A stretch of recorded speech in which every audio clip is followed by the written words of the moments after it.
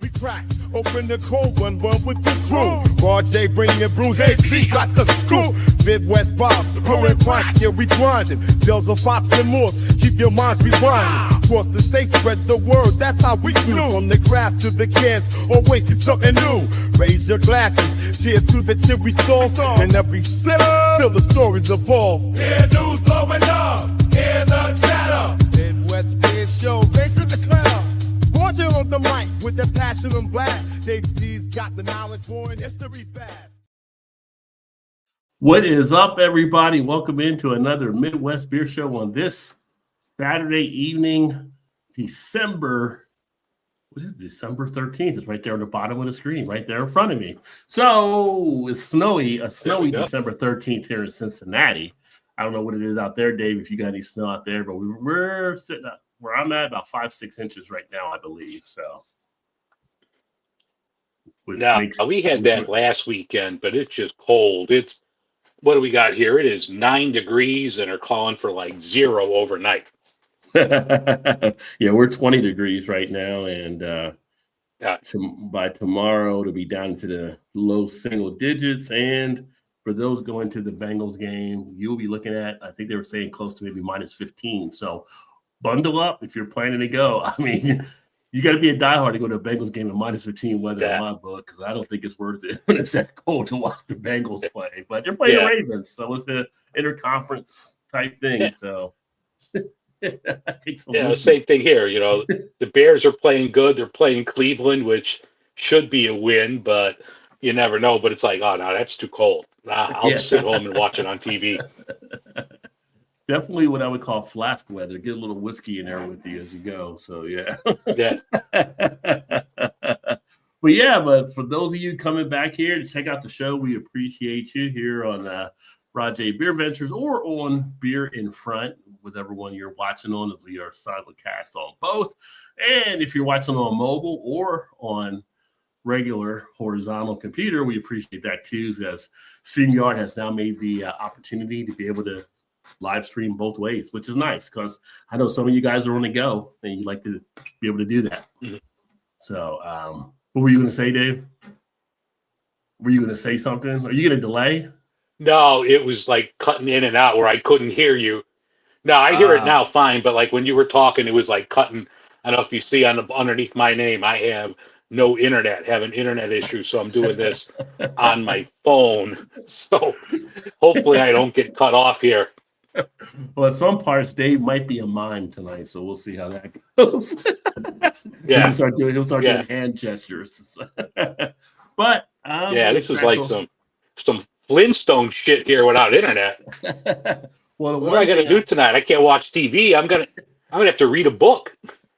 The one thing I would say with sometimes with Bluetooth, with headsets with StreamYard, you do get a delay sometimes. That's why I quartered mine back in. Right. So that might be what's throwing you off there too. It might not be you. It just might be StreamYard and the Bluetooth technology. That being said, I'm going to crack open a beer here. I know you got one there.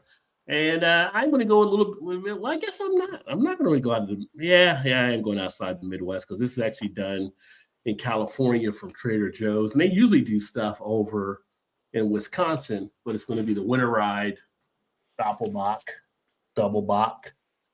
There you go. So 7.5% ABV, one that I scooped up a while back, and I'm going to start off with that one tonight. And then Dave, I don't know what you want to share, what you're actually drinking. Well, I just finished the High Life, but I'm going to crack open Magic Eyes Only. This is a double IPA from Hidden Hand Brewery right here in Illinois. Oh, they got a lot going on here. They got Galaxy, Crush, Columbus, and HBC 1019 Incognito hops. So this should be a pretty good one. Hidden Hand always delivers. I don't remember that HBC being one of the original hops from back in the day, but you know. Yeah. One of those lab generated ones now. Yeah.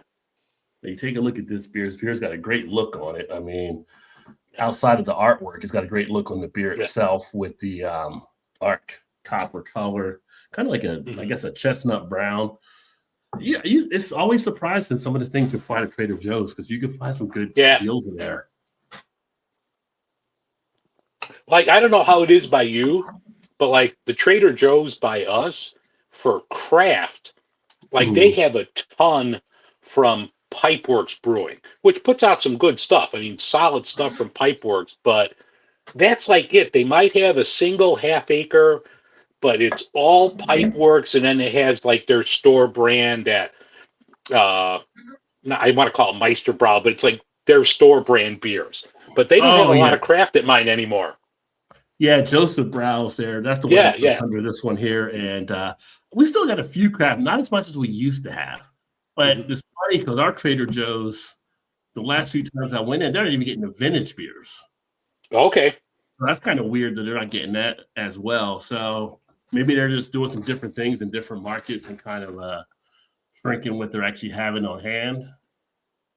And welcome, Anthony. Shout out to you. Cheers. Happy Saturday night.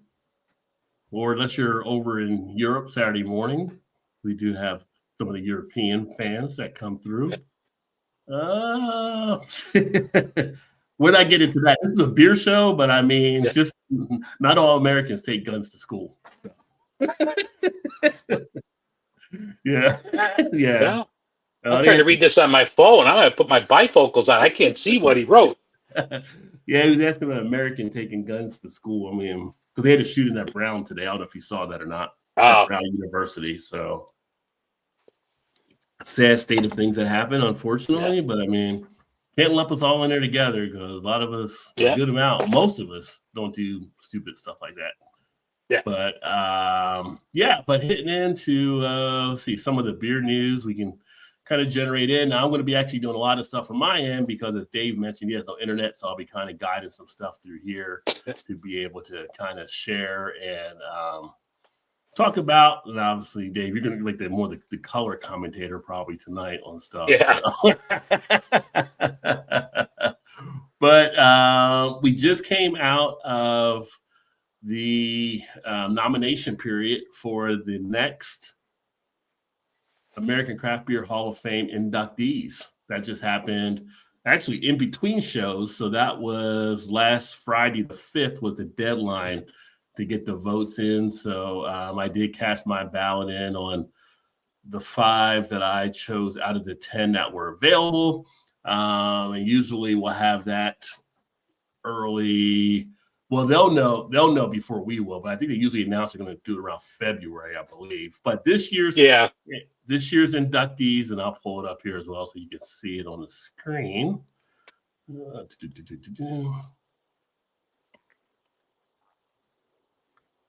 There we go. We're looking at Charlie Bamforth, Larry Bell, Sam Calione. I feel like I was going to say it like in a Godfather type name. Yeah. You tell me, Dave. You're Italian. How should I pronounce it? You know, I still call it Gabagool, so you're asking the wrong guy. I'm Italian American. Yeah, Kim Jordan, Ray Daniels, Terry Ferendorf, Garrett Oliver, Pete Slosberg, Mitch Steele, and Carol Stout. So they'll end up getting in. Hopefully the 5 that get the most ballots behind them. They do have to clear a threshold, so it might not be all 5, I believe, because they kind of do it after like the baseball, the way they do the process, which is kind of weird. I just saw a thing this last week. Only one person cleared 75% for the Baseball Hall of Fame.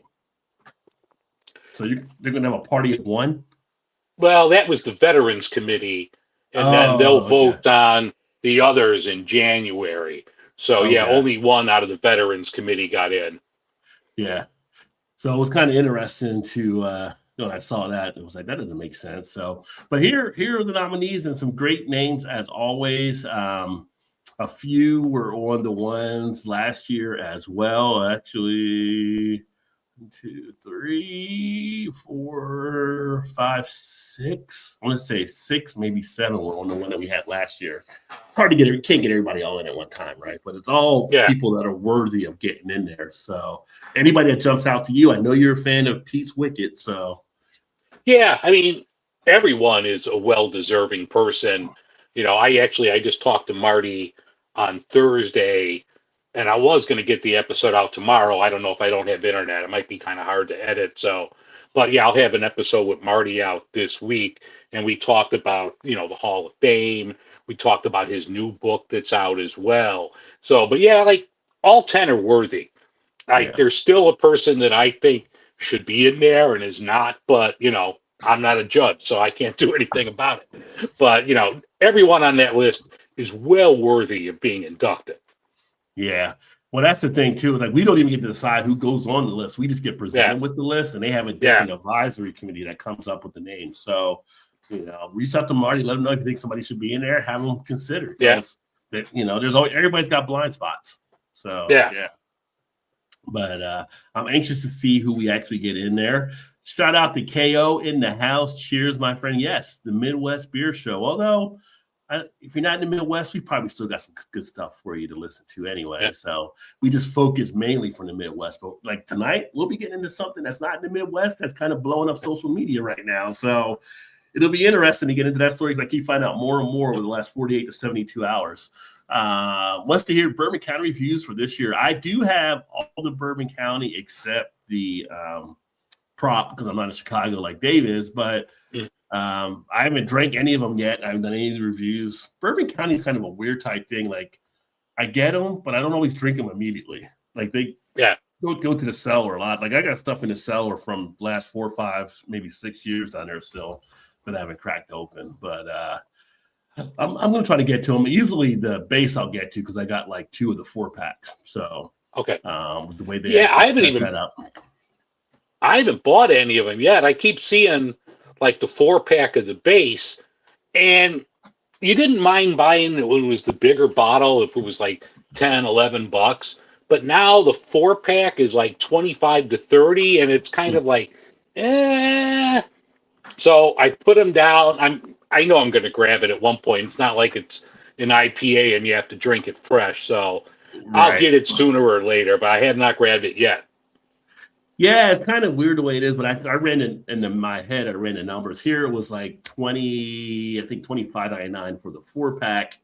And I'm like, well, before you were usually paying, at least here, like $13.99 for just a 16.9. So you're getting a 4 for 40 ounces for the basically $26. So you kind of come out a little bit, I guess you come out a little bit better where if you got 2 16 ounces, it would have cost you up until a little bit more possible. Well, you're getting 4 or 5 more ounces than you had a 216, kind of around the same price point. It's just, I was like, might as well. And then I was like, you know what? I went back another time and they were at my Kroger, and I'm like, I get another 4-pack because I'm going to save some for later anyway. So yeah. But it's funny because one of our local breweries here in Ohio, Warp Wing, just came out with their Whiskey Rebellion series. And you guys can see these on the Facebook page where I have their beers as well. And, you know, the biggest bottle, they're all like 16.9, but the most priced bottle, $19.99. The other ones are kind of like $12.99. I think one might be $13.99, but they're all like really relatively inexpensive when you compare it next to Bourbon County. And it's kind of like, how much longer like are people going to maybe want to pay the prices to get Bourbon County when they're getting other good barrel-aged beers coming out, or is it just you're going to keep doing it because it's Bourbon County? I think at some point there might be a shift where people are kind of coming off of that, like dollar-wise. That's one of the things I'm examining now, even on the poll on my community page. For those of you that had checked that out, I know KO, you did, just talking about the price of going out more. Are you paying more? Are you paying less? Are you going out more? Are you going out less? And I think prices are going to start to catch up with some people there. And it's like, I just thought about that on that beer when I saw their price list. I'm like, even if Bourbon County is slightly better, is it like $10 better or more of a bottle? Or if you're getting the like Heaven Hill where you're paying $40 basically for a bottle, is it $28 better than the other one? I don't know if maybe people are going to feel that way. Yeah. There was a good thing. I forget if it was like New York Times or something, not with beer, but like what you were talking about going out. And they were saying like the price of beef is at like such a high level, and that a lot of people, you know, like restaurants and high-end restaurants, they can't really afford to raise their prices that much because then people won't come in and do it. So it was a pretty interesting article just on the cost of beef, and they were saying that they don't think it's going to start coming down again until 2027. Yeah. And there was a price study that was done on beer that I read, I think about 2 or 3 months ago, and how they're hitting kind of a buffer area as far as what you can do as far as 6-packs. Because a lot of your 6-packs, they used to be like, some of your craft $8.99, $9.99, $10.99. You start to see some get up around $12.99, $13. But when it came to 12-packs, they found they really couldn't move over the $19.99. It became detrimental. Mm-hmm. Yeah. And so then there's a point, if you're going to do a 6-pack at $13.99, I mean, they're just paying the extra $6 and get the extra 6 beers at the $19.99, right? So they're running into kind of a buzzsaw on how far they can actually go, because they're finding out people were not going to pay more than $19.99 on a 12-pack based on some of the craft stuff they're seeing out there. It's interesting. I mean, you're always going to run into a type of ceiling with any type of product you're putting out there. I remember when I was back in college doing the MBA program, one of the simulations, we'd come up with a product and price it for the market. And it was always like finding where that sweet spot was when you put it out there. And it was kind of a cool little simulation you did. So yeah, that comes into play for a lot of these breweries. But the one poll I'll share that here real quick as well. If you want to check it out there over on Rajay Beer Ventures right here, rising prices change often when you go out for a pint. And so this is going to be one part of a series I'm actually doing. But like 47% said yes, and they go out much less now. 33%, no change at all they're seeing, so some steadiness out there. And 20%, yes, and I go out a little less than what I was going out before. But nobody's going out more thus far. Nobody said I actually go out more, right? So you have a lot more people staying at home and being a homebody type thing when it comes to maybe getting their pints or enjoying their beer, so to speak. It's always interesting to kind of see what's happening out there in the marketplace. How's your beer doing over there?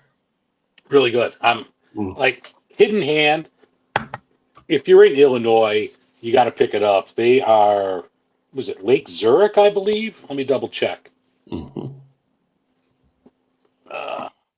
It's red print on a black can. You cannot read this. Naperville. That's right. They're in cahoots with Solemn Oath. But no, Hidden Hand is really good. This one's excellent. I mean, just an excellent double IPA. Not super hazy, but just a solid combo of hops. Good feel to this. I'm digging it. Excellent. Yeah, this one was $7.99 for the 6-pack, and I'm 70.5% ABV, by the way, if I didn't say that. But you could do a lot worse than with X. I mean, this is like a steal. Like I said, hitting Trader Joe's sometimes, save a couple bucks, and I get beer that's on par with some of the craft breweries out there, and sometimes even better. What's the aftertaste like on that? Sometimes I've had stuff from them that's on the higher side of the ABV, but I don't know if they're adding sugar in it to boost the alcohol content, but they've had some weird aftertastes. I know with some of their stuff, people have talked about getting some of the metallic type things, or like it wasn't attenuated in a better way. But this one here actually has a nice aftertaste to it. It is a doppelbock, so you get like that toffee type feel, a little bit of a caramel type feel. Nice body. It's got a little bit of a syrupy type body texture, but aftertaste wise, it leaves some good flavors in the mouth. Definitely a holiday beer. I mean, it's one of those ones that kind of fit right in when you think about some of the holiday foods you're having, some of the holiday desserts. Like if you had this with some holiday ham, you'll be in good shape. And just, I think it does well on this one. Again, when I got it, I was actually surprised that, you look on their stuff and it's always like, oh, this was actually done at Unibrew, or this was done at somewhere else. But this was done through Joseph Brau, and I think they did a decent job on it. Mikhail said he, as far as the Bourbon County, he liked the new bottles. He thought the price was better, but he wasn't thrilled with the base this year. Okay. And the base is actually a mix of, I did that video about that. I think it was like 7 different things that were involved. As far as barrel age, I say Bourbon County is better than average. Fremont makes a great bourbon in his area, but they charge $30 now, which is out of my range. Yeah, so you're getting some of that charge up there too. I mean, one of the ones I think that always makes a good one is Epic. And I talk about Big Bad Baptist from time to time. and they've been able to keep like their 16-ounce cans or $12.99. When they were doing the 22-ounce bottles, you were usually around maybe $17 or $18.99. But they contend well in that barrel age category, but they don't get the full, maybe because they don't get seen as much as Bourbon County. They don't get the full notoriety of how good their Bourbon Counties are. And another one that actually, it probably will cost you a little bit, but I was always stunned when I found out when I was in Maryland, Other Half has a really good stout game and barrel aging. Although everybody kind of gets them for the IPAs and stuff like that, they do some really good stouts. So yeah, it's just interesting seeing some of the stuff out there. But like I said, Warped Wing, they're known for their Whiskey Rebellion series. I haven't picked them up yet. They just got to all the tap houses this weekend, and we had the snowstorm. So I'm going to try to pick them up when I can, but see how they actually compare as well. Another thing on here, and this is actually one that you had saw out there, which is funny because you saw it out there, but I'm right here where it's at as well, is with Rheingeist. And what they're actually doing here in Cincinnati. It's always funny when you find stuff in Cincinnati or I find stuff in Chicago. You're like, wait a minute, I'm right down the street from that place. Yeah. But on what they're doing with their release lineup, the Truthadelic, which is being added to the Truth series, coming out here in 2026. And they got the NA beer also coming out, but the Truthadelic, Hazy New Jam, 9.5% Imperial Hazy IPA with pronounced notes of juicy orange, grapefruit, and tropical fruit. So one of the other beers I actually have here tonight I may drink is actually their Truth Bomb, which is another IPA that's part of the Truth series as well.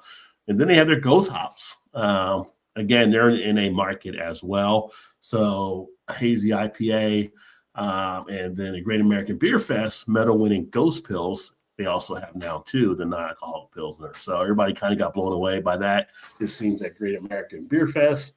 And they got the other, the Truth. And then I mentioned Juicy. They got Juicy Truth. They got Truth Bomb. All these different ones they're building around. It's almost going away, like we talked in the past, about New Belgium and Voodoo Ranger, how they locked down that series. They're kind of locking it down with the Truth series they're actually doing. Yeah. Yeah. But Rheingeist is always good. Have I gotten you some Rheingeist before? Or did you get some up there? We can get some of their stuff here. So I know you've sent like stuff from like Sonder before and a couple other ones, but Rheingeist, I could usually get 2 or 3 of them here. Okay. Like Truth I could always get. And I forget the other 2, but there's usually a couple that I could get here. Okay. Well, I know Truth is popular. Obviously, Bubbles is a popular one now. That's kind of getting a lot of that was the other one I had with Bubbles. I was getting here. But they also have their barrel age series and stuff they run. So I gotta try to get you some of that stuff. But that's like in bottles. It's like their tinfoil type stuff, as I would call it. But I've got a few of those to be sharing. But they got a lot of good things they're doing at Rheingeist. So it's been great to see them come along through the years. Let's see here. Kale says, when I hear about the Midwest, I always hear about Hop Butcher. And I've had a few of the IPAs, which are great. Have you guys had their stouts? Yes. And as good as their IPAs, they're like Other Half. Their stout game is really good. So they do some really good stouts. People rave about the IPAs, but when you have their stouts, you get blown away as well. Yeah, they do. Just came out like a couple weeks ago because it was the anniversary of them opening the Lincoln Avenue location. That one's like a barrel age that's really good. If you like mint and chocolate, they do. It's out now. It's like a holiday minted beer, and it has used to be a big department store here in Chicago, Marshall Fields, and they had Frango mint. So they were like little milk chocolate mints, and they use the oil from those mints in the stout, and that comes out this time of year. It's excellent.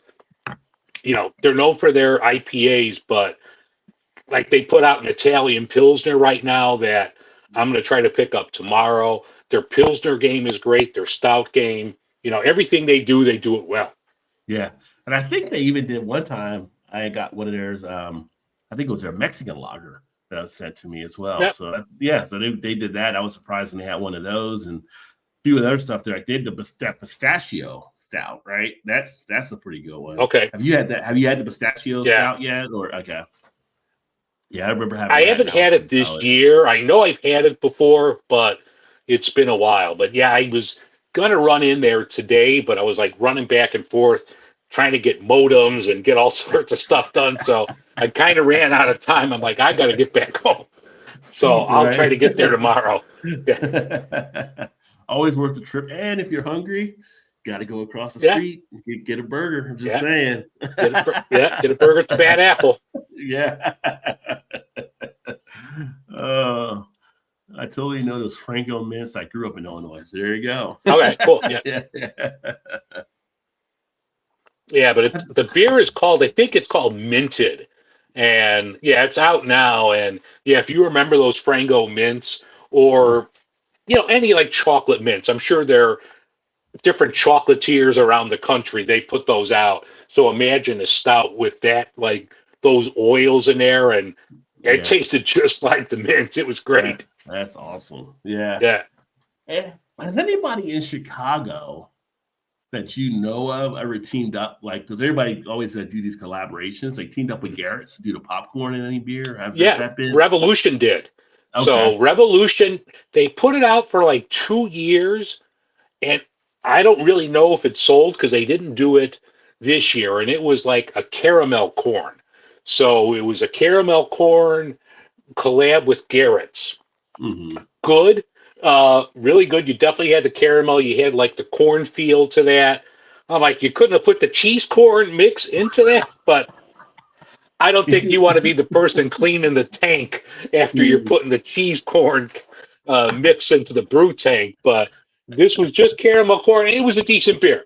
Okay, cool. Yeah. Well, I mean, Chicago style is the cheese and the caramel, so you would think they would go Chicago style on it, but maybe they knew their limitation. We can't go that far.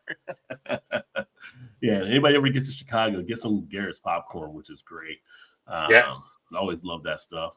We actually get a distributor or a Kroger here, but it's not the same as like being in Chicago. Yeah. I mean, it's still when okay, it's like still warm and it like sticks to your hand when you reach in there, like your hands just like stick them. You're like Lester Hayes or Fred Bolitnikoff back in the day. Yeah. Just dripping. Yeah.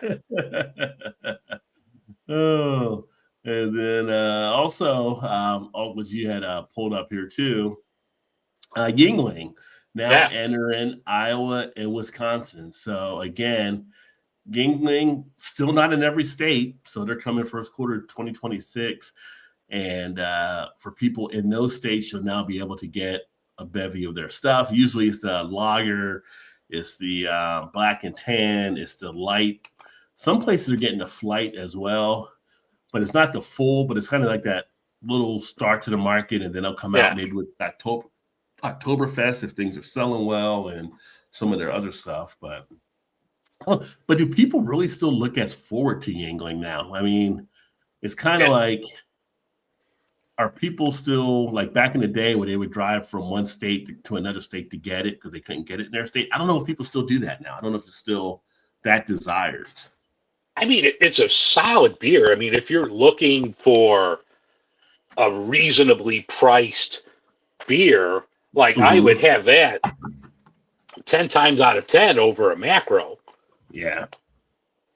Yeah, it's still good. It's just, one of those things, like, would you still drive 100 miles to get Yuengling? Like, because you can get it. Well, now you don't have to because we have so many other beer stuff. But back in the day, like, like Big Daddy Bojo, he was driving from Illinois down to Indiana when Indiana got it, I think. So, yeah. So, Well, it's like people used to do that for Coors, Cannonball Run, just to get, regular Coors. Yeah. Look back in those days now, like, what were you thinking? It wasn't even worth the run. But back then that was the desired one to go check out. So what was the other one? The Craft Fat Tire. Before that became all over. Yeah, people and I went crazy. I had people before they canned it and before TSA did the 3-ounce thing. I had people bring me back a 12-pack of bottles. I'm like, I made a person carry a 12-pack of bottles of this shit through an airport.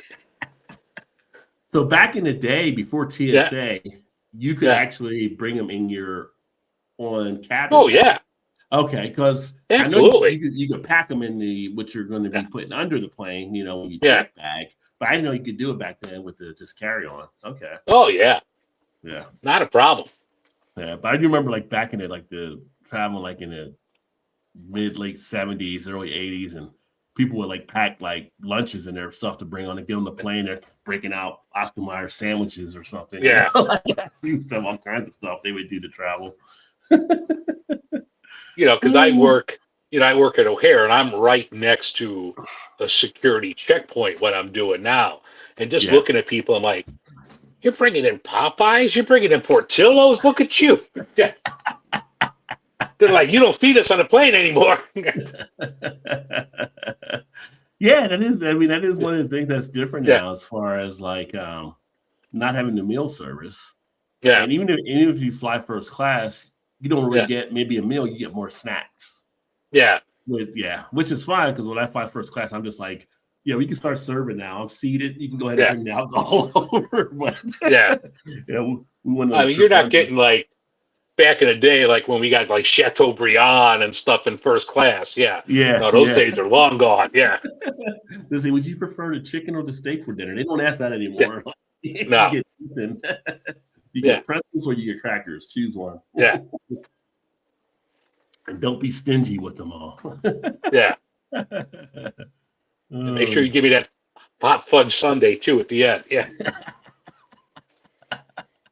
It used to be an experience. Yeah, that's what they say. Like the TSA guys now, like, oh, if people would dress up and be more cordial and be more civil, Yeah. that'll make things go better. Like, I don't know if that's going to really affect how fast you can get from here or there, but Yeah.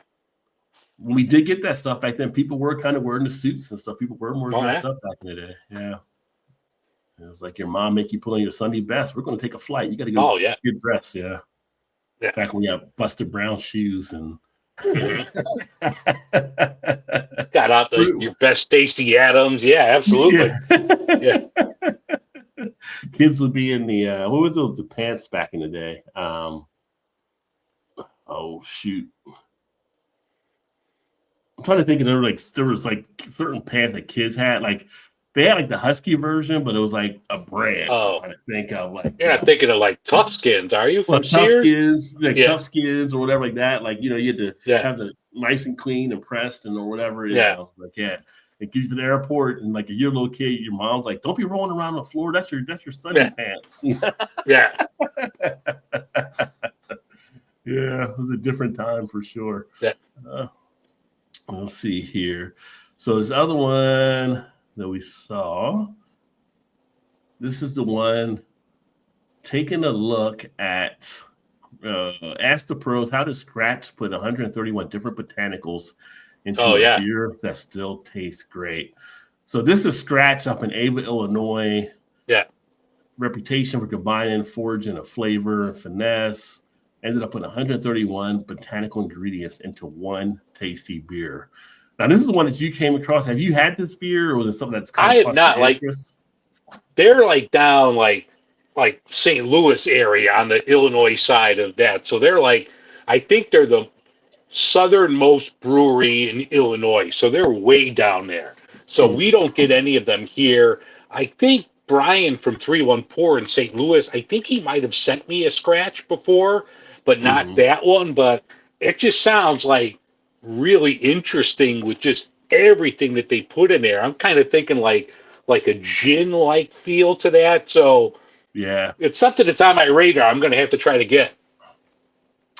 Yeah, something with that many botanicals. I mean, you could have actually had that gin barreled in there too, probably. Yeah. Or maybe they'll do that on another edition. But they said, like, I think if you read towards the bottom of the article, it's not like 131 different plants. Like they're counting like the stem, everything else is a different botanical. So I don't think it's like, you know, 7 herbs and spices or whatever it is. I think, you add everything up, it's 131.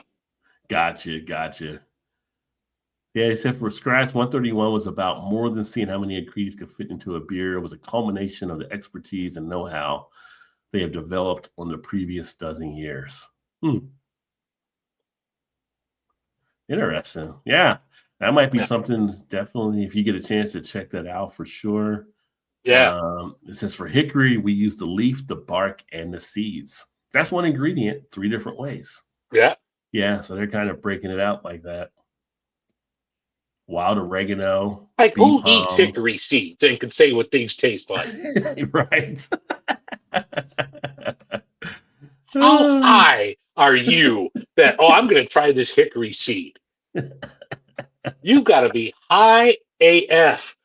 You know, Yeah. Savory herbs such as wild oregano, bee balm, perilla, and invasive plant that tastes like licorice, Virginia mountain mint. Didn't know there was a Virginia mountain mint. Dandelion root, basil, walnuts, burdock root. I don't know how that is. Several mushrooms, honey, and more. Yeah, there's like throwing all kinds of stuff in here, I think, at this point. yeah. Just making up words. Yeah. Yeah.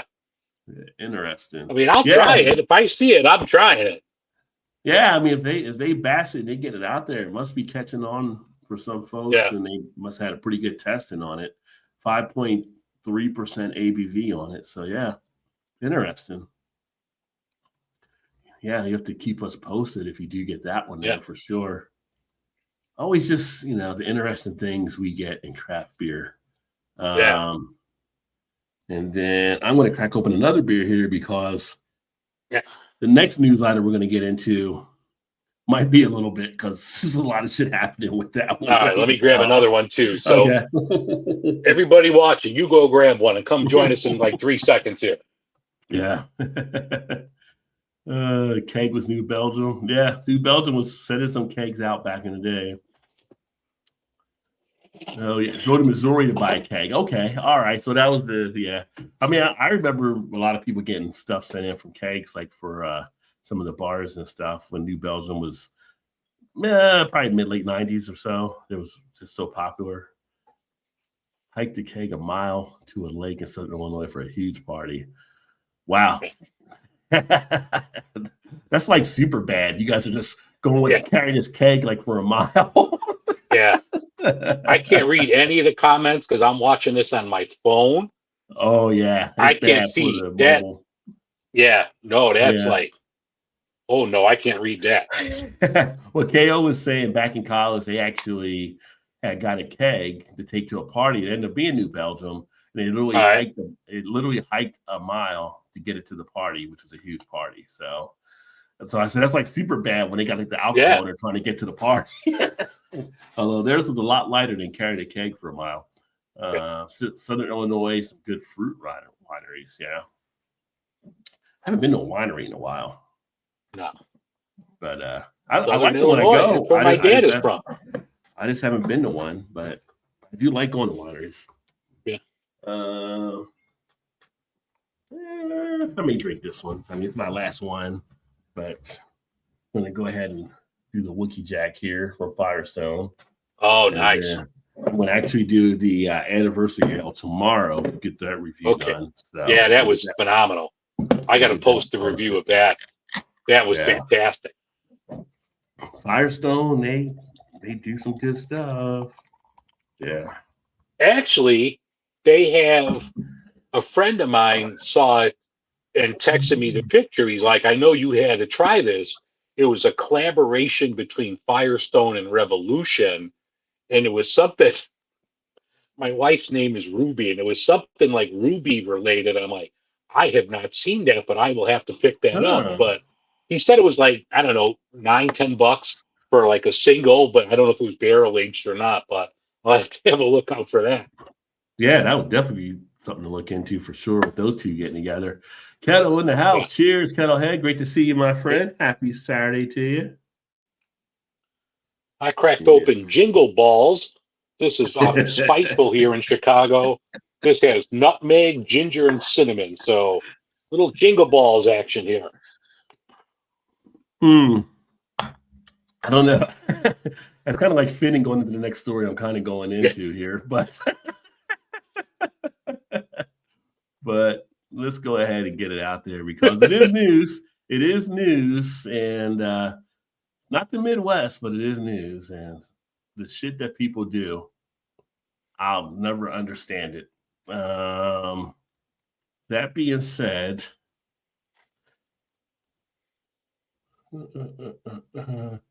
let's talk a little Sycamore Brewing and what the hell is going on over there. So Sycamore Brewing out of Charlotte, North Carolina, which I didn't realize was actually the biggest brewery in Charlotte. That's interesting. And I probably should say a disclaimer. I mean, you shouldn't be watching this with kids anyway. I mean, we're drinking beer. We're talking about a lot of stuff that's more adult topic stuff, but this one's a little bit more sensitive. But the owner here, the co-owner, Justin Brigham, arrested and accused of breaking in to a house and having improper, I can say improper relation. He raped a 13-year-old is what the story is. So I don't know if you saw that out there, Dave, or not yet, but it's blowing up social media. I have not. If it came out in the last day or so, I have not seen it. Yeah, so this is the first I'm hearing of it. Yeah, so this stuff broke out Thursday. And I've only had one Sycamore beer from them over the years, but it's been blowing up social media like crazy. His wife is a co-owner of the brewery. So they released a statement basically divesting him of the company. But see, she's got a different last name than his. So It's like, you didn't know that at first. Like, wait a second. People are coming out, well, that's his wife.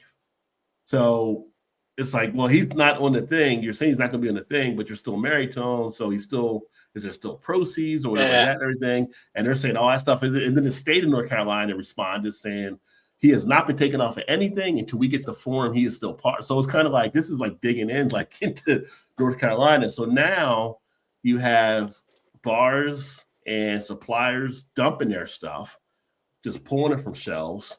You have a few places that are saying, we're going to sell it and send all the proceeds to the local rape shelter or whatever it may be. One place was even down in South Carolina, pay us what you want, whatever you want. If you want this, and we'll take that money because all of it's going to the rape shelter here locally. Yeah. And this is just unraveling crazy speed of what's taking place, which the whole thing is a heinous thing. So, you definitely, at first the wife released a statement to try to get ahead of it, which, that's what you want to do. But it was kind of like, there wasn't much to the statement. And people were like, you're not saying shit. You're not saying shit with this, right? And though another statement just came out, someone sat down with her to help write a better statement. But at this point, it's like damage that has been done. And it's just this guy's 44 years old. And now it's come out for someone else. One of the people that told me is what they're finding out. He actually found this girl on the internet and had been actually emailing back with her. So he knew it was a 13-year-old. And it's just dude. And now it's becoming all questionable. Some of their can labeling over the years, they've had stuff on their cans where it's reindeer in different sexual positions doing stuff. They had snowflakes where they were using dildos or strap-ons that's making out the snow. It's all this stuff's now coming to question. Now we're seeing where this is all coming from, possibly because of this dude and the stuff in his head. And it's just one of the most bizarre. We were talking about it in another group yesterday, and it's this is a Dateline episode on what's taking place here. Yeah. So it's interesting, right? And you're the thing. Obviously, you feel bad for the victim. You feel bad for the wife and the children because they had children as well. Because if they didn't know what was going on, I mean, we don't know fully what the wife may know as yet, but the employees, I mean, they're looking at being out there, maybe having to be out of a job. It's just one thing like this just brought down this whole thing. And it's just it's just been crazy to see all the stuff happening and just how quick people are just pulling their stuff. And some people people were just dumping their beers. And I was thinking whenever I saw people dumping, I'm don't dump. Take the money and give it to somebody else. Would that be something I don't care if the money was going somewhere else. I would just donate that money to somewhere else and not exactly. Drink it. I would just we joke around all the time about the deals we get, your Rod J deals or what I see at Costco or whatever, but there's a line, and that's the line that's drawn. I'll just donate. I'll give the money to a charity and buy good beer. and not Right. worry about like having that beer touch my lips. Yeah. And so this happened Thursday. We're about 48 to 72 hours in, and it's just like more and more stuff coming out. And now it's to the point that, from the last stuff that I was reading on before we went live tonight, where obviously the wife saying devastated, all that kind of stuff, and trying to piece together what she can. But it's kind of like, I don't know how you say that. Like, I don't know if she can be a part of the brewery anymore. Like, it's like you'd have to basically divest her out too, and get someone else possibly in, or have the employees take over, or do something. Because I mean, there's going to be that question of, and they basically came out in the new statement saying none of their money coming in is going to be going to his legal fees. So people don't really know that for sure, right? So people are going to have those concerns and stuff too. So. I mean, unless she just comes out and goes scorched earth on him and just says, you know what, F him, all of this, we're doing this for, me, the employees, but, F him. I don't know how you could have anything to do with that brewery. Right. And the judge put a $10 million bond. So $10 million bond tells you how heinous of a crime it was, all the stuff that was involved here. And obviously the wife's not bailing him out. So I don't know if he's going to be stuck. He'll probably be stuck in there for whatever. And until he goes to trial or whatever, the hearing, whatever it may be. And it's just like, he thought Shamon Moore messed up, which Shamon Moore did mess up. I mean, you got caught. You can't go break into the lady's house because you got caught, right? Yeah. But this guy, man, it's just like on a whole different level. And it's just kind of like, I don't know what goes through some of these people's heads and stuff. But again, now that people see that, now they're going back and seeing some of the old previous labeling and kind of seeing, there was a sign here that might have been something off, or a sign here might have been like, it's crazy. So, I mean, thoughts for the recovery of the 13-year-old, obviously, and to be able to deal with that and get any help that she needs to get, and the family that's got to deal with her and all that stuff. But it's just like, what kind of world are we living in? It's just crazy. So something to keep an eye on there. As more people are finding out about the whole situation, it's kind of like, what are you going to do? I mean, so they may be around for a bit. They may not. I mean, the whole Charlotte area is kind of devastated by it, and we'll keep an eye and see what's going on. Kettle said he was reading about this yesterday too. Yeah, it's starting to really make the waves that are going around, and I'm sure you'll see more and more popping up on stuff this next week. Colorado from Left Hand, nice. Very nice. Left Hand actually just going to merge with Dry Dock. So Dry Dock's going to be going into Left Hand, and they're going to be selling one of their other locations. They're trying to find a buyer for. But I saw that earlier today as well. But I didn't have a chance to put it into the news. But they'll be teaming up. Left Hand's such a great job. I need to get Gary back on again, talk about some of the stuff they're doing out there. But the whole Sycamore thing is just like, dude, it's just like you read through it, and it's just like you would hope like this guy would walk in the room and Chris Hansen would have been there or something. It's just like such a messed up situation. They said they checked with the Secretary of State website. It still shows him as buying manager and registered agent still, so that hasn't changed yet. But if that only came out Thursday, I mean, it's going to take a while to remove him from everything. You're not going to have updated state records in 2 days. No, they said according to the Secretary of State's website, once the form is submitted, change will take place that day unless otherwise requested. So obviously with everything flying around, the forms haven't gotten there yet. But right now, verbally, so they basically issued about pulling them off of everything. I'm sure the wife has other things on her mind right now than, who's a co-owner of the brewery. Oh yeah, the whole family and all that kind of stuff there. Yeah. But like, Food Lion's a big chain down where they're at. They made the decision to start removing the product from shelves and discontinuing all future orders. Wegmans, which is huge for a lot of their stuff. People love the beer stuff they get. They pulled them as well for what they're going to be doing going forward. So I mean, and so once they hit like some of the distributors refuse to carry them, they can't even get stuff out to other places because the tier system, right? So. It's just like one of those things. It's crazy. It's crazy, but that is one of the bigger news stories that kind of broke out this past few days, past week. And like I said, more and more, I'm seeing more things pop up on it.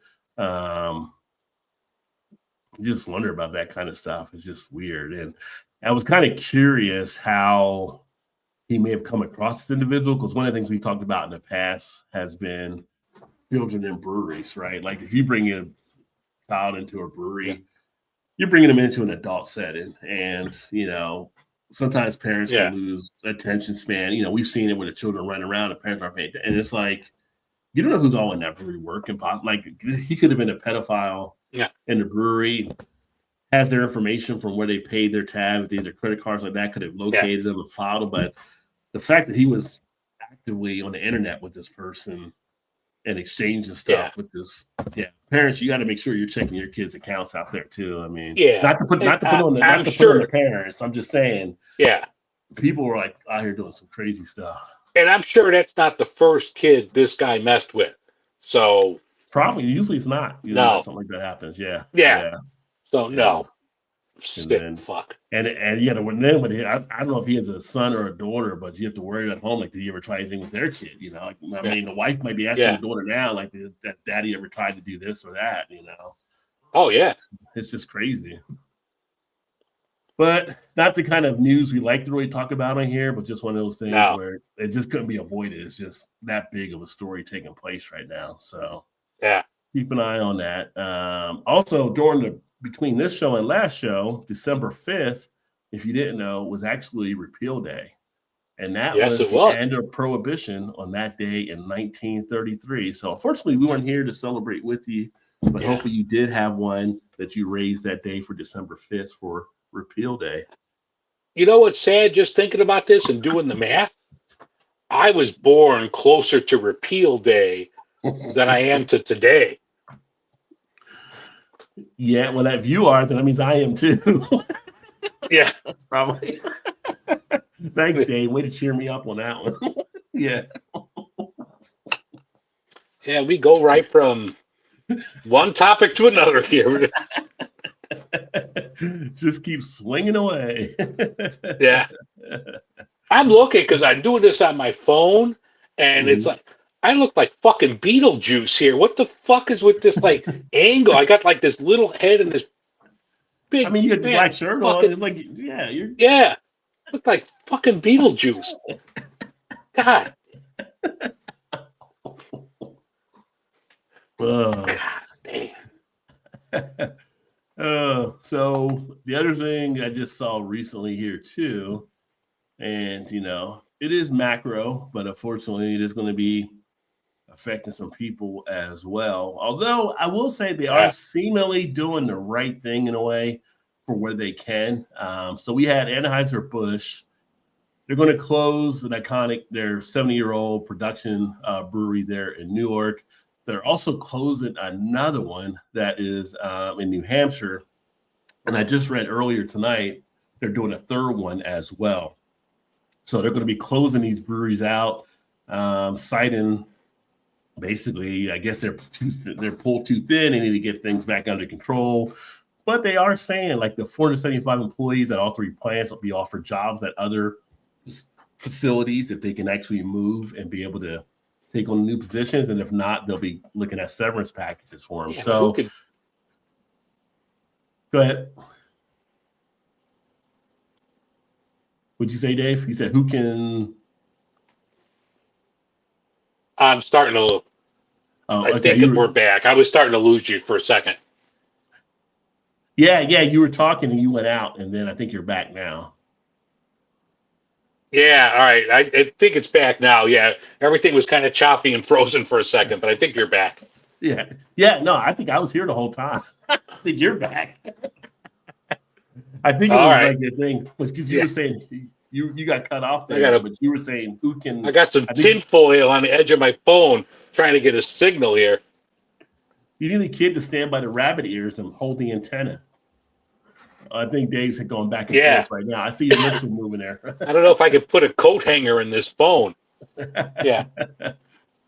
But if the employees can make the move, then they're going to set them up there with some positions and all that kind of stuff. But whether or not you can make a move or not could be tough. If you got a family, you might not want to uproot the whole family to move cross country to wherever you may have to go. It may not be worth it. Oh, yeah. So, yeah. But if you can't, hopefully the severance package is a good package they actually offer. But the breweries are closing. This was 75-year-olds. They basically call it iconic there in New Jersey. It was one of the earlier ones, opened in 1951, when they're kind of doing the remodernization of Anheuser-Busch. And then the one in New Hampshire, I think, was 50 years old.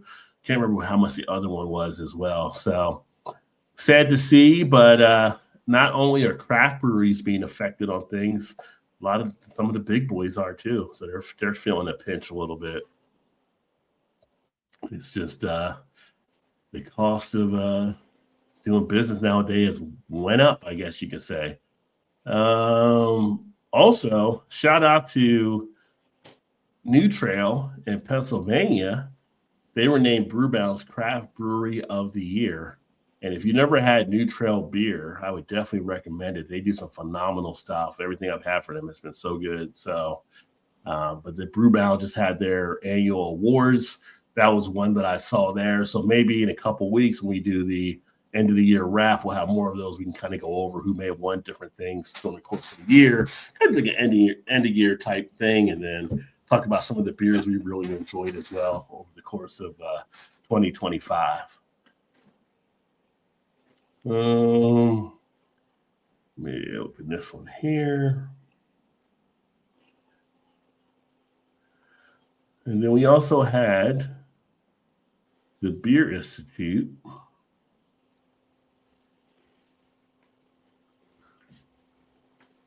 They actually just came out with their report showing more of a market decline for craft breweries, which kind of got me into doing some of the different stuff I've been kind of putting on that poll as far as how price might affect things. And on my Facebook, or actually on the blog, I had a post talking about it, but I shared it to the Facebook page as well. Kind of a feeler out there on what's taking place, but craft breweries are definitely seeing a decline on some of the things. But here's the thing. They don't see it really as being like this whole bubble being burst type thing from a lot of the perspective. It's more just the business and the contraction that's needed. It's part of the business cycle.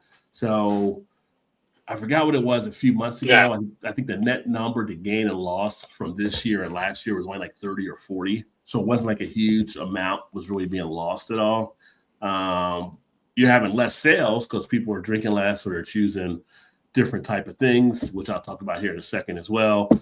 But you look at during the course of the year, October, again, the contraction, 3.8%. September rose 1%, the only gain in 2025. August slid.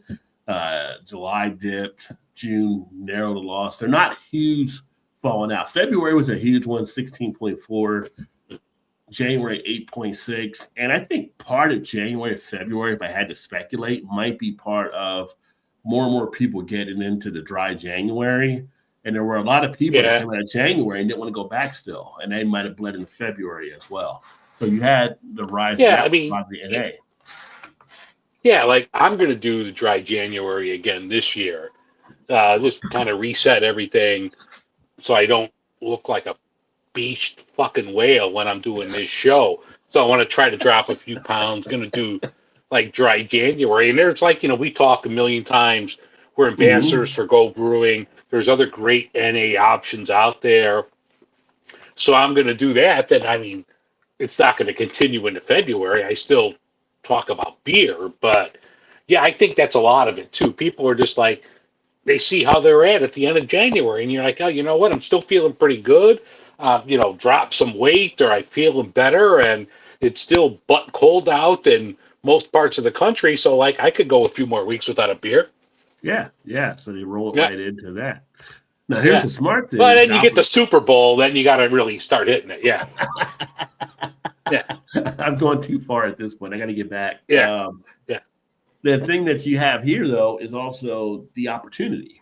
Because if you're seeing these things are bleeding out, and this is why you're seeing more people get on board. We talked about Rheingeist a little bit ago, and you mentioned Go and different, like, breweries are getting their NA beer out there. Because if you're seeing a drop off in that, but you're seeing where NA could be an opportunity, you make that NA beer and that helps to bring sales back up.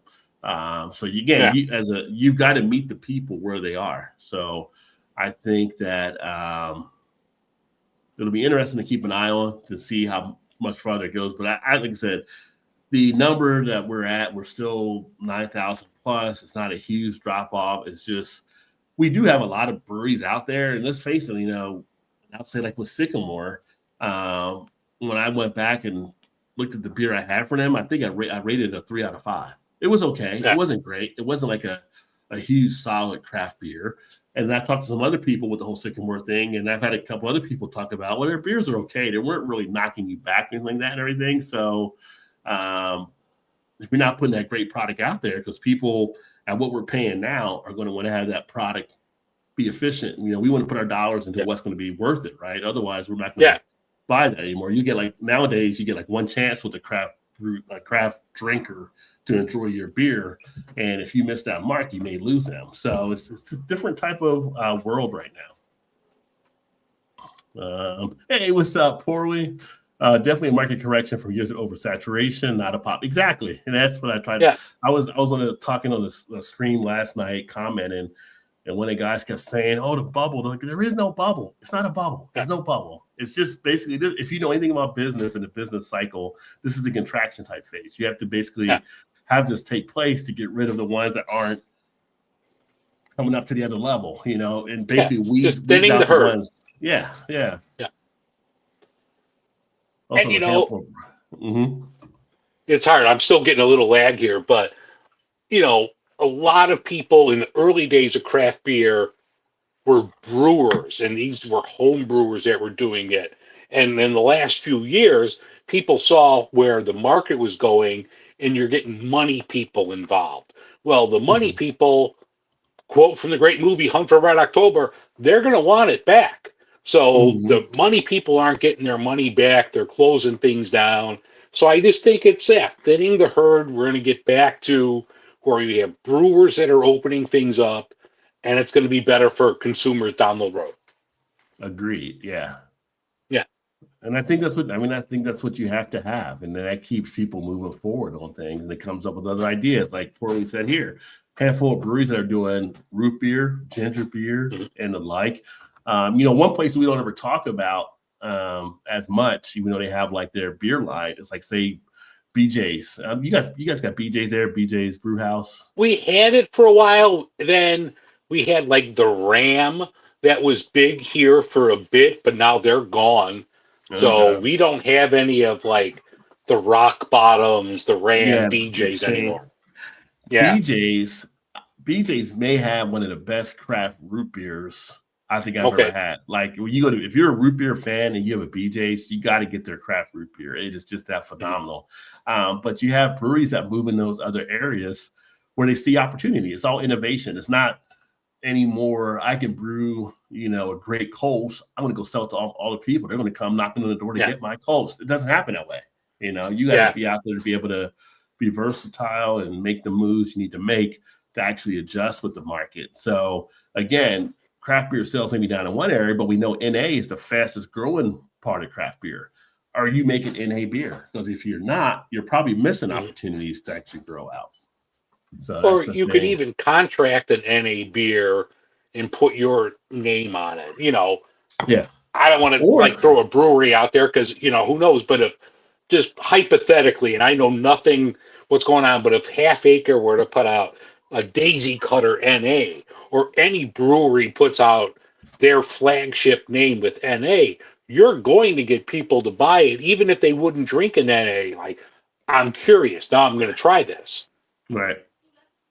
Yeah. I mean, I think that's how it actually works out. And like I said, some of the people doing it side by side and kind of comparing it to it's good. It's good to have that other option available. Again, it's scaling to what the market may be. Now, obviously, if you're a brewery, to shift from alcoholic and to throw it in a line to make an NA, it's not an easy thing to do. There's a cost and expense that are a part of that. But if you can make that jump and you can make that satisfaction, and now you control where you can offer that as well, or if you don't want to do that, like Dave mentioned, like Go Brewing, for instance, works with a lot of breweries where they just provide the Go product there, and then breweries will sell it under them, and it kind of works out. You don't have to worry about doing anything for NA.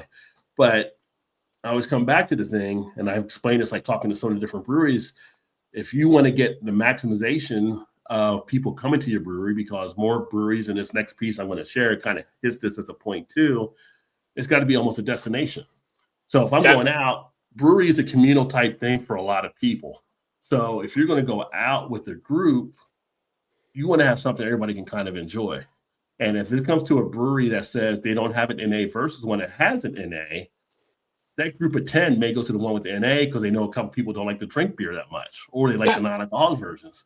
Now you lost 8 beer drinking customers and 2 other NA customers, where the other brewery can now pick up from that. So it has to be a situation where you're able to, if you can, meet that need there. And if you can't do it off of your stuff, get a contractor come in and do some stuff off of it, to put that stuff out there.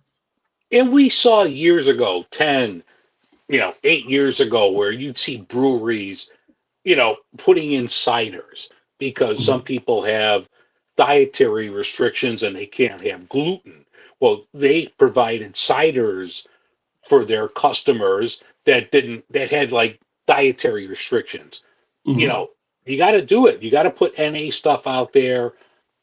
Seltzers, I think, have come and gone. I think that's on the way out, but you got to do something. You got to meet these customers. You got to meet the groups that are out there. You don't need to convert your whole line to it, but at least have something there where, hey, I have a dietary restriction, or, I'm not drinking alcohol.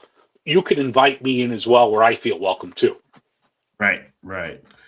Yeah, that's the smart move to make. And cheers, Jimmy. Great to see you, my friend. Happy Saturday to you. But as an example today, so 3 Floyds out of Indiana, they just released, I didn't do a story on it, but they just are releasing or just released their barrel-aged Trolls, which is a favorite from over the years. It just came back out. It's an Imperial barrel-aged stout done with vanilla bean. And I went on, you can go on their website and put your zip code. They'll tell you what beers are around you from 3 Floyds. Pulled up a coffee shop that's like a mile from me down the road. I'm like, a coffee shop? That's weird. Yeah. I go to the coffee shop site. They have the coffee stuff, but they also have beers. And because they're branching out for other people that might want to come in. You might not want a coffee. You might want a craft beer. You might want a cider. It's those opportunities. I mean, it's just basic marketing. I go to Whole Foods. Whole Foods has their hot bar and all kind of stuff, but they also have taps on there for good. I might want to have a beer. They have different things. You might want a wine. They have a wine thing you can do. So it's like breweries have got to be in that same mindset as well. Like, what are we not capturing? How do we capture that? You don't have food at your place. I can understand that because that's a whole different set of rules you got to play if you're making food there. But if you contract with a food truck, there's your opportunity. Because the more people that eat food are going to stay there and drink more, and you'll make more profit off of it. So, again, these are the marketing things that people should know if they're doing these type of businesses. But there was a spot here, and I don't know if they're still open, but this was like the greatest spot in the world. It was next to a train station, and I forget the name of it, but we went there. In the morning, it was a high-end coffee shop because you would get people going on the train going to work. And after like 5 o'clock, it became this high-end bar where you would get like killer cocktails, great, mixed drinks and beer, craft beer, whatever. I'm like, that is the coolest idea ever because you're open all day getting people in. Right. You're flipping the switch to the next thing, right? Yeah. So... Yeah. I mean, you're a business owner, you're an entrepreneur. Yeah. You got to be eye open for opportunity. That's how you build your business. So yeah. So again, you got to be out there hustling. If you're looking at it and sales are down over here, is there a way you can bring sales up on another lane? Just putting it out there. I mean, there's opportunities, and if you don't know, feel free to reach out. I'm always happy to consult. So.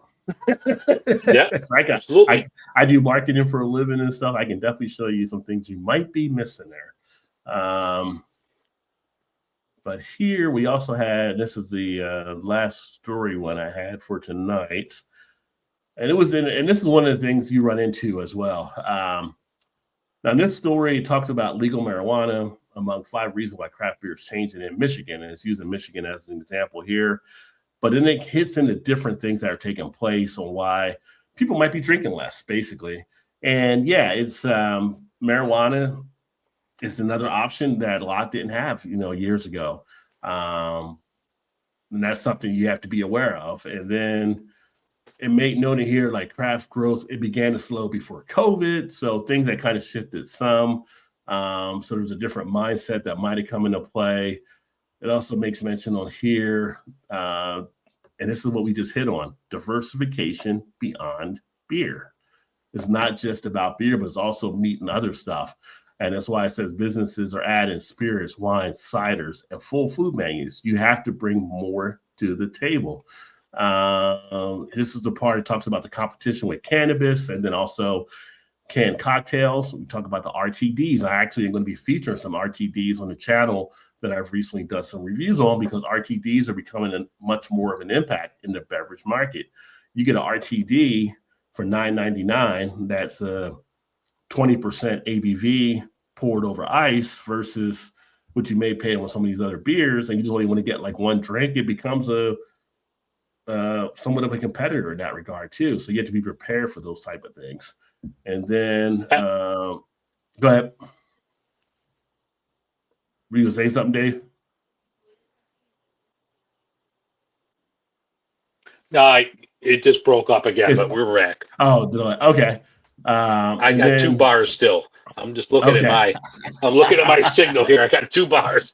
And thank you all for bearing with us with Dave's going through the whole technical stuff here too, by the way. But yeah, another thing that I'm hearing, this is what I was kind of alluding to, you have to shift everything to a taproom experience, as noted like in this piece here.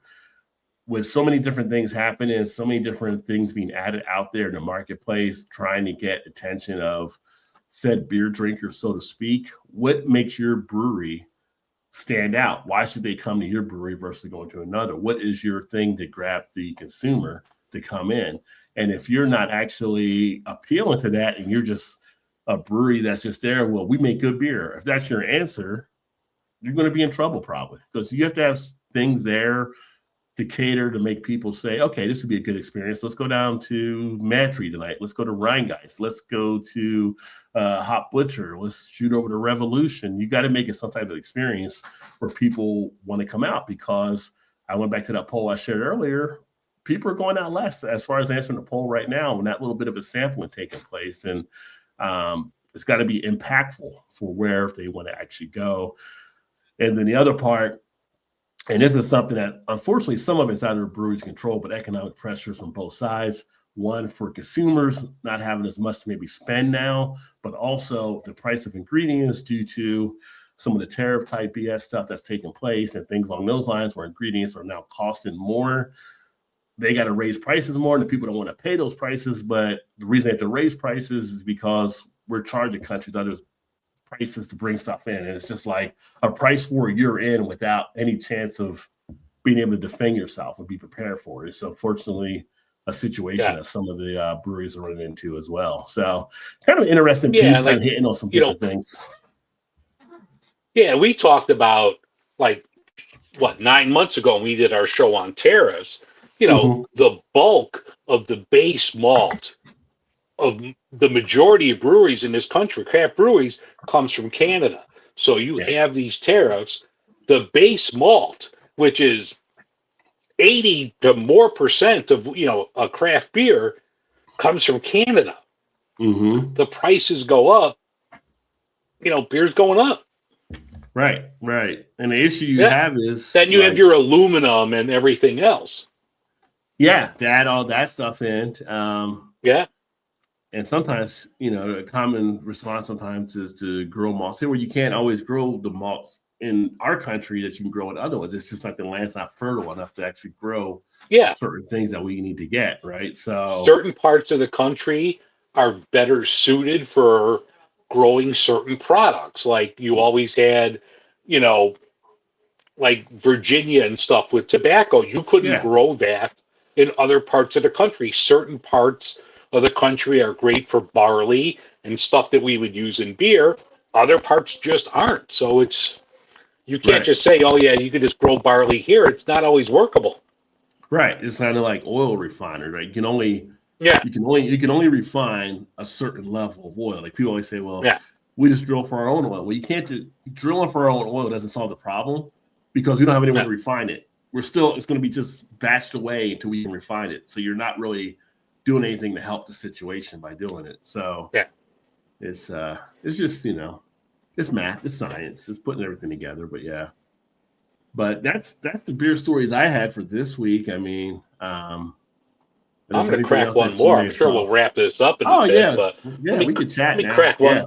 I'm moving my mouse like I'm going to hit pause. I got to hit the phone to stop the camera while I get a beer. Hold on 1 second. All right.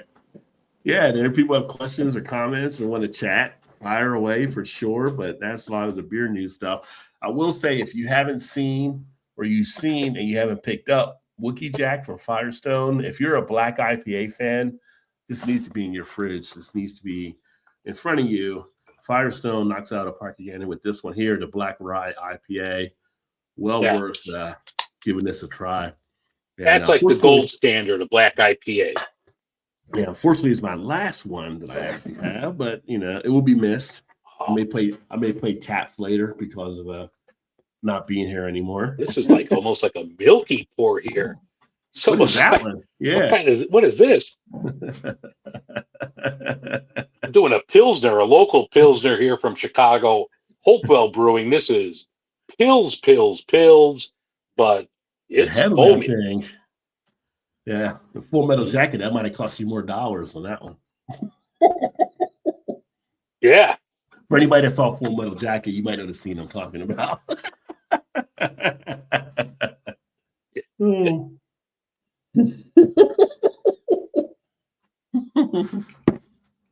But yeah, to sit back and enjoy this is a nice one there for sure.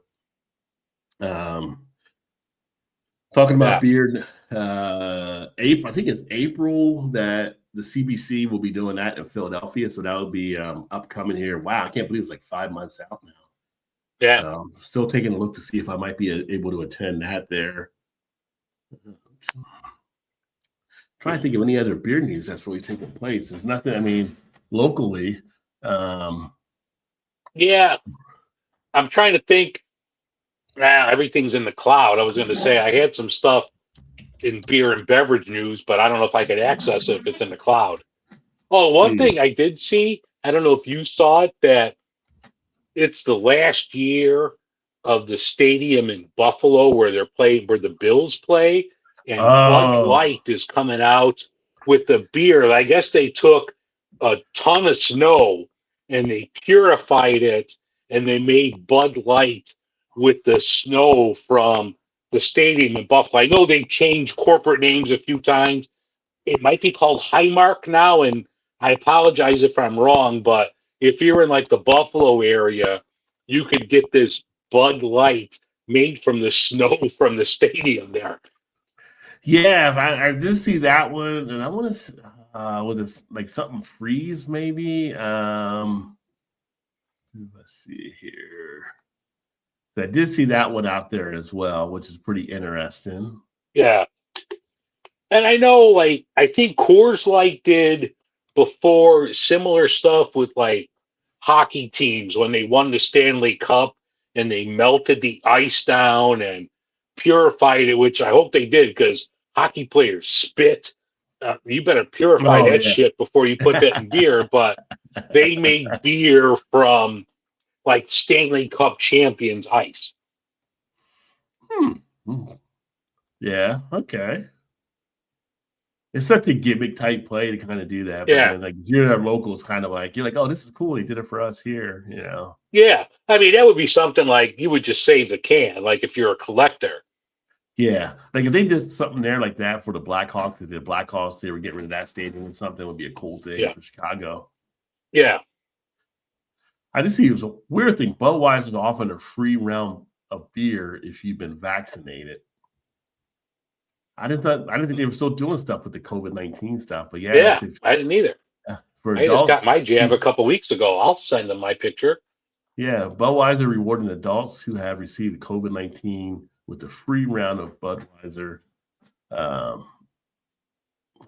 I guess they're trying to get more people to get it now. Maybe people are kind of not doing it. Well, I'm not proud. I'll drink it for a free beer. Yeah, it'll work. It works. I'll take that. Yeah. Yeah. Where is the one here with the Buffalo Bills? It's funny as I'm looking through here, I see more stuff popping up. I'm seeing like Sycamore stuff just jumping up like on everything. Yeah.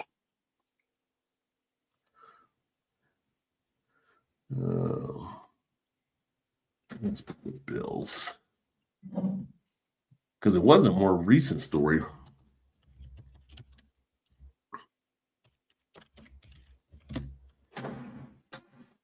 Yeah, there we go. For the Bills Mafia and Bud Light seasonal based brew.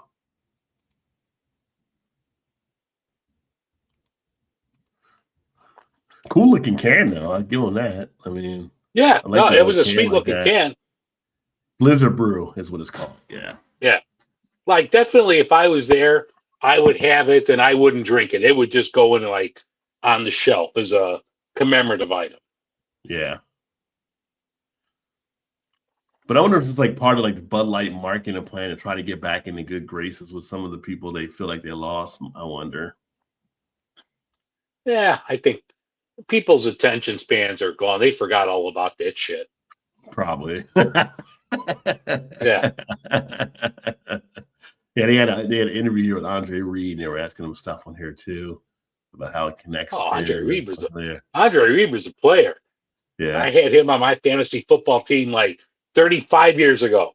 Yeah. I have to wonder, like back then, like would it have been worse to never make the Super Bowl, or worse to make it and lose 4 years straight?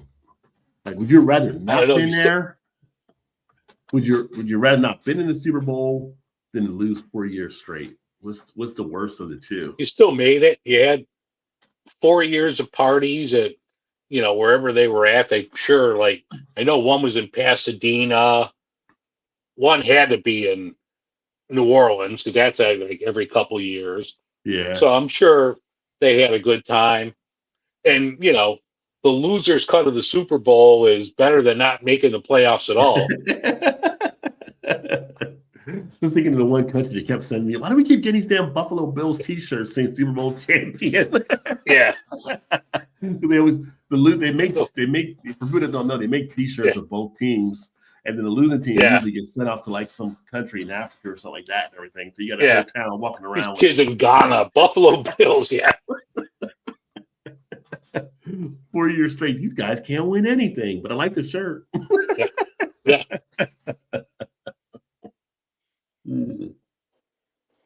I don't really be worse 4 years losing straight or 4 years just losing, because you can say compare them versus the Vikings. These the Vikings were spread out on their 4 losses. Yeah. In the 70s. Yeah. Did you see that? Like, speaking of the Vikings, I just read this week, Fran Tarkenton said that one of the reasons why they lost, and like one of the years they were in the Super Bowl, he was with the Giants. So he's like, I guess he was part of 3 of their teams.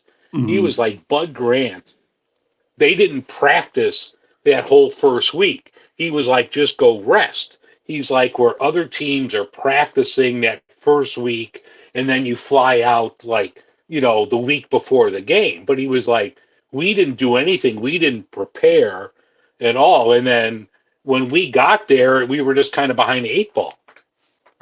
I didn't see that, but to that point, I would say, I forgot which player it was, but it was back in the 70s. He was a tight end, Green Bay Packers. I think it was Green Bay Packers tight end. He caught the Super Bowl, game-winning Super Bowl, game-winning touchdown. Oh, Max McGee. He was out the night before drinking. And he was hung over. Yeah, so they were getting drunk too and still winning. So I don't know, Fran. I don't know if I'm going to go with the whole week off was that much of a thing there when somebody comes in with a hangover. It sounds like a good excuse. I just don't know if I buy it fully. Yeah. But he was like, people forget he was like one of the early scrambling quarterbacks too back in the day. Oh, yeah. He can move. Yeah.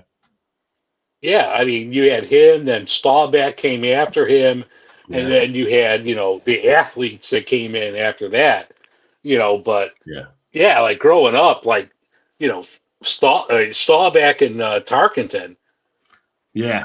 Well, you're talking about somebody coming in later, right? Staubach went and served his 6 years in the Navy before he went into the league, right? So if those 6 years would have been like players now, he probably would have had Cowboys cut more Super Bowls, I think, in that time being. Yeah. Yeah. But he said, no, I got a duty. I went to the academy. I'm fulfilling my duty. He And was in Naval Academy, Yeah. But Staubach, he was the man back in the day. Yeah. Everybody kept thinking Danny White was going to be a little train that could, but just could never get it done. He should have stuck. He should have stayed with punting. Yeah. Danny White was the first Tony Romo. Yeah. Potential was there, just couldn't get over the top. Yeah. Yeah, but you never want to be the guy to replace a legend. You want to be the guy after the guy. Like, Danny White came in right after Staubach. You're not going to live up to that. And then when he was coming around, then you had, the Bears defense, and you had LT and the Giants. Like, then you wound up with, the Eagles with Reggie White and Jerome and God, who else did they have? They had a lot of Clyde Simmons. They had the Eagles had a ton of studs on that D back in the late 80s, early 90s.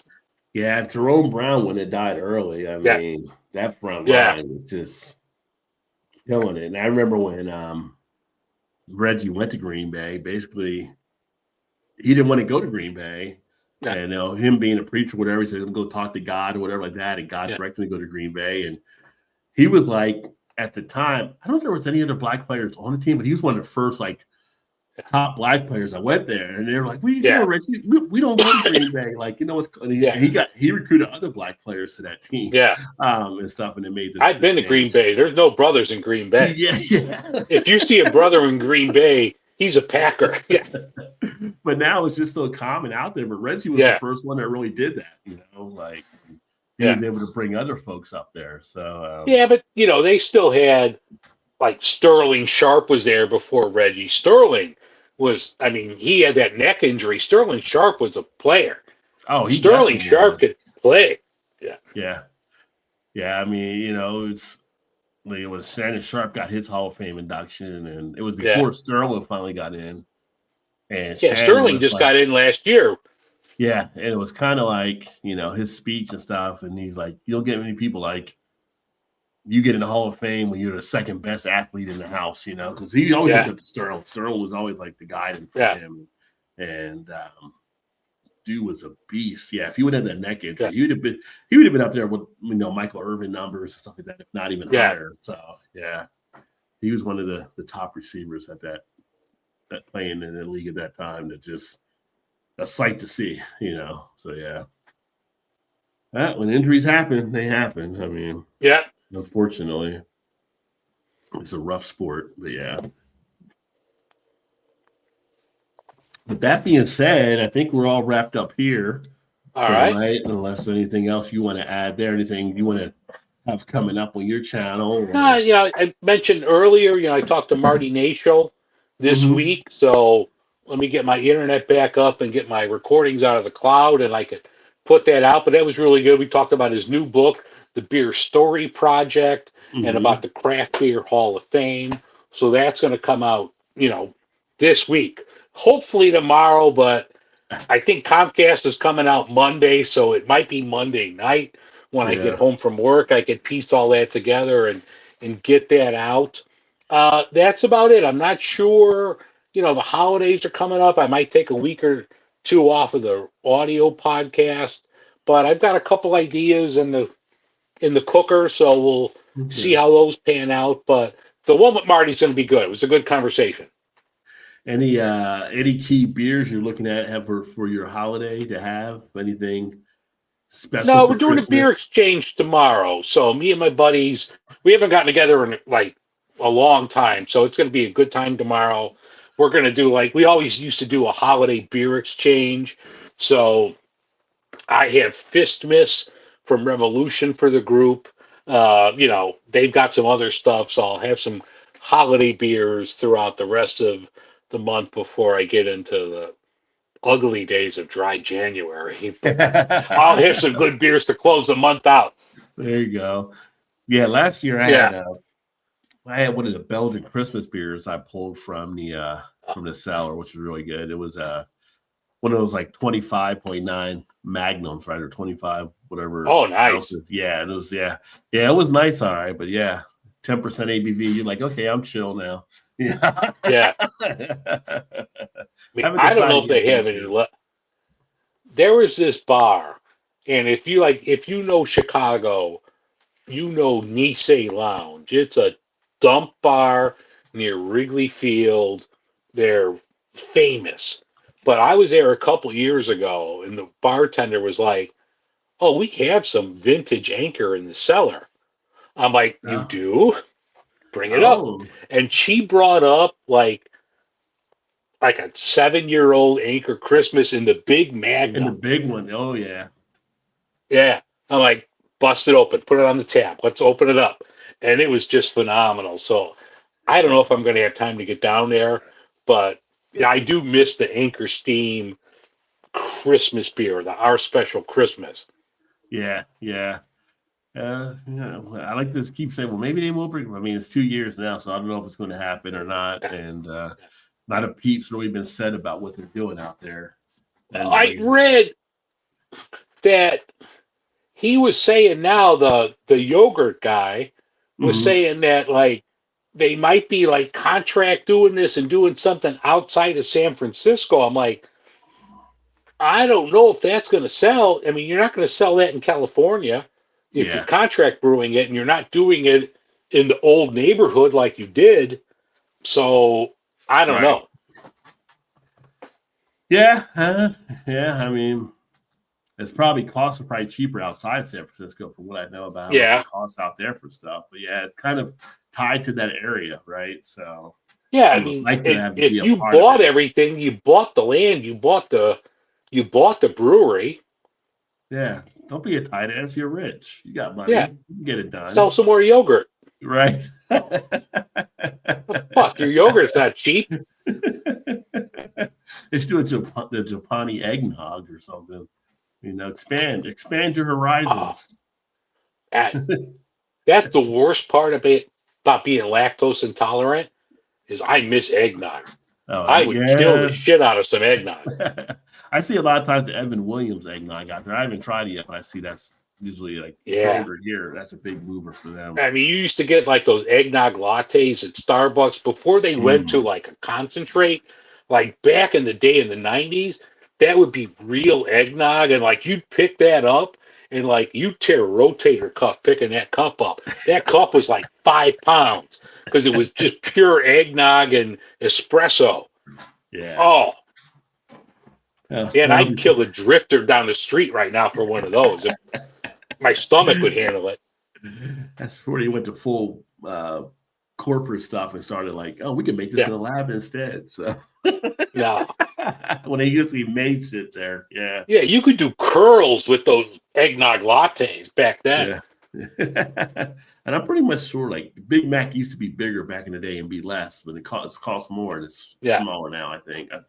Well, we were younger. Our hands were smaller back then. It doesn't seem that. I was, I think my favorite McDonald's burger of all time was that they probably never bring it back, whatever. It was probably the McDLT. I used to love the McDLT. Well, you and Ruby are like the fans of the McDLT. That was her shit right there. That was like the Burger King competition they had, right? You know, and they give me the white styrofoam, you had to flip it over to the other side. But I thought that was better than the hot stays hot, the cool stays cool. That's how it worked out. Yeah. I wish they would bring that one back. Keep bringing back the McRib. Bring back the McDLT. I don't want the McRib. Because that's a sloppy sandwich in itself. Yeah. No, McRib sucks. I don't even know if that's real rib meat. Nobody knows what it Onions actually and pickles is. on ribs. It's like, don't look under the bun. Don't look under It's it. like the McNugget. You know that shit ain't chicken. Yeah. Got more bounce than my basketball. I could dribble this damn thing across the table. Yeah. Yeah. There goes our McDonald's sponsorship. Right. Yeah. The ice cream machine's broken anyway, so. Yeah. Yeah. All right, we're going to wrap up because we're just rambling about stuff here now. But thanks for everybody that tuned in. We'll be back in a couple of weeks with another Midwest Beer Show. A couple other things coming up on the channel as well, and I'll keep you guys informed on that. One thing I didn't tell you, Dave, earlier, but I spoke to a few guys. I might put together a year-end YouTube panel of just favorite type things for 2025 as well. To have people come on and we can talk about some of the favorite beers or breweries or whatever over the years that we've seen or been to or blah, blah, blah. So stay tuned for that. Seems like a few people are interested in joining for that scenario. And lots of good stuff. Make sure, again, if you haven't checked out the community poll, check that out. Definitely want to see what your guys' thoughts on that. I'm going to be popping up some more polls on there on the community posts as I kind of compile some different information I'm looking to do around the cost of beer and some different things. And appreciate you guys always providing feedback. And again, if you want to support the channel, don't forget down below, you can also check out some of the stuff there for the swag, t-shirts and hats and all kinds of things. There's also super chats, all that kind of stuff. Nothing ever really needed, but always helpful if you do, help support. Yeah. But I'm always here just to entertain as best I can anyway. But that being said, and then Dave, you can check out Dave's stuff too, because Dave's got Patreon and stuff out there as well. Yeah. But also, we're not going to talk to you for a few weeks. So between now and the time we see you guys next, have a great Hanukkah, Kwanzaa, Christmas. It's all coming up in the next 2 weeks. So whatever anyone celebrates, I hope it's your best one ever. I hope you're enjoying a good beer from the Midwest. But, wherever you are, enjoy the beer.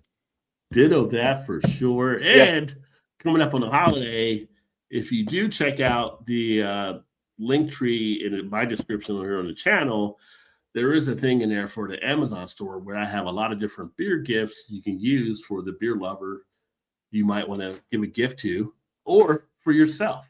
So a lot of different stuff. If I only had internet, I'd be all over that shit. Yeah. Different books, different glassware, different gadgets, all kinds of stuff. So feel free to check that out as well. That being said, we look forward to catching up with you guys soon. Stay safe. Have a great holiday, whatever holiday it may be. We look forward to talking to you guys in a couple of weeks. Cheers. All right, cheers. Cheers.